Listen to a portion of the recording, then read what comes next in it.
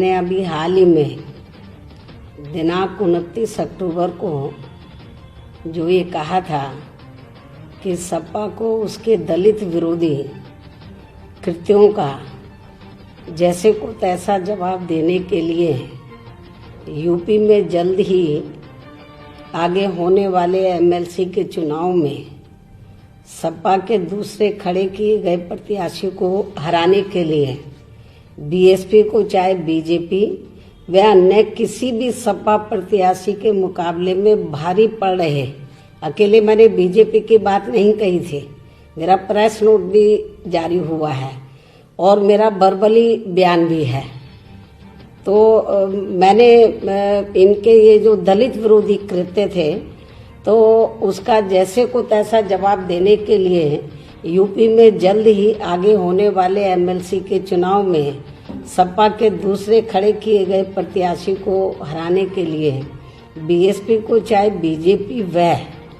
अन्य किसी भी सपा प्रत्याशी के मुकाबले में भारी पड़ रहे एमएलसी के प्रत्याशी को यदि वोट देना पड़ता है तो हम जरूर देंगे, लेकिन सपा के दूसरे खड़े किए गए एमएलसी के प्रत्याशी को हम किसी भी कीमत पर जीतने नहीं देंगे और इस पर बीएसपी अभी भी कायम है। अपने इस बयान पर बीएसपी अभी भी कायम है। हालांकि मेरे इस बयान को खासकर कांग्रेस व सपा आदि के लोग अपने राजनीतिक लाभ के लिए इसे काफी गलत तरीके से भी प्रचारित कर रहे हैं, मुझे ये मालूम हुआ है, ताकि यहाँ खासकर मुस्लिम समाज के लोग बीएसपी से अलग हो जाए। और ये जो यूपी में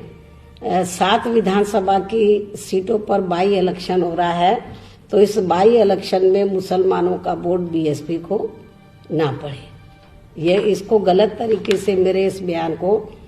प्रचारित कर रहे हैं, ताकि यहाँ खास मैं फिर बोलती ताकि यहाँ खासकर मुस्लिम समाज के लोग बीएसपी से अलग हो जाएं, जिसमें इनको लाख जतन करने के बावजूद भी कोई कामयाबी मिलने वाली नहीं है, क्योंकि यहाँ प्रदेश के मुस्लिम समाज के लोगों को ये बात अच्छी तरह से मालूम है कि बीएसपी ने विशेष परिस्थितियों में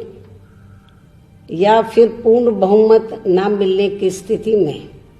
उत्तर प्रदेश में यहाँ की जनता के हित में जब भी बीजेपी के सहयोग से या फिर बीजेपी के साथ मिलकर अपनी सरकार बनाई है,